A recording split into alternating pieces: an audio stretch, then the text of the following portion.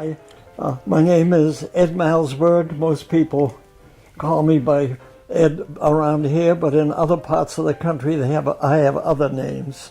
For example, from art school, my name is Shadow, based on a cartoon that was called Haroldine, who was followed around by a little short guy with a big bush of blonde hair and a big nose. That was me. And so that's where Shadow came from. And since I went to art school with my high school friends, who are also my neighbors, that name stuck. My wife ended up calling me Shadow instead of Edward. So that's quite an accomplishment when the wife calls you Shadow, I think. So what else do you want to know about me? I was raised in Boston, a very good place to be raised in, lots of freedom, played in the street, and played baseball in the park, and went to art school and got a very good cultural background when I went to art school. But I came to New York after the war. I served overseas. I served in London, Paris, and in Germany. In London, we were bombed, and fortunately, we were hit, but fortunately I was under the table, so I was safe. It's a good place to be, under the table. And then I finally got transferred from a topographic outfit, which mapped the landing in Normandy. I got transferred by request to Stars and Stripes, the newspaper, but it was based in Germany. But for a while I was living in Paris on the Champs-Élysées. What a hardship, oh God. Although I did make the mistake of sitting on a bidet by mistake.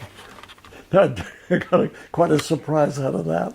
And to me, they were the happiest days of my life, except after I was married. That was really great, you know. So, but I made friends in England, kept in touch with them after the war. I made friends in France, went back to visit them after I was married 25 years, and we toured France from Paris all the way down to the Mediterranean, because my wife she just loved Van Gogh, and she exacted a promise from me to go visit Arles, where Van Gogh lived and painted for quite a while.